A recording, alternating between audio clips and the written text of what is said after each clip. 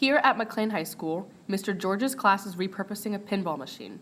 We caught up with them to see how the project was going. The project is to retheme a pinball machine. So every pinball machine has its own set of illustrations and designs and kind of a narrative that controls the gameplay.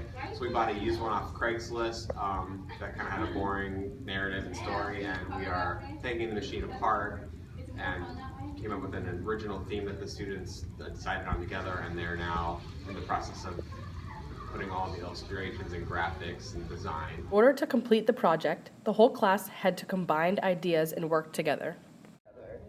So there's different groups, and each group has a different main idea, and the whole class came up with a theme together, and then each of the groups created the different parts.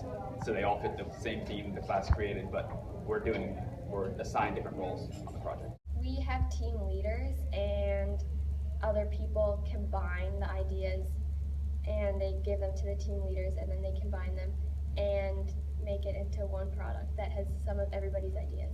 A lot of different techniques and technology were used to repurpose the pinball machine. Some of the technology we're using graphic editing software like Adobe Photoshop and Adobe Illustrator to design a lot of the illustration work, so the backs and the sides of the cabinet.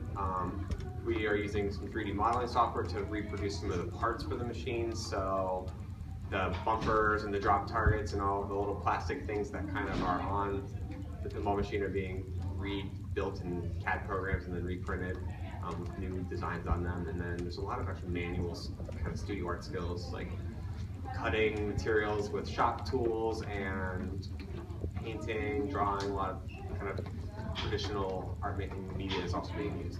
Mostly the 3D printed stuff, so the drop targets and the bumper tops, I redesigned them and designed them on the 3D modeling and printed them on the 3D printer.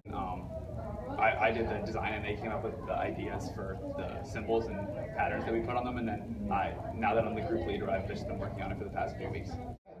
I've been working on like the bottom of the machine. We're covering it with like moss. I've basically just been putting moss on for the past like week.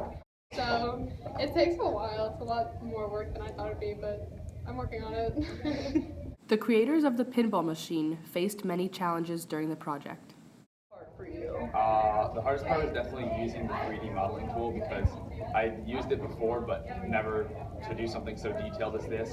So it was a lot of troubleshooting to figure out if it would fit in the machine and if it wouldn't, and the right design and everything.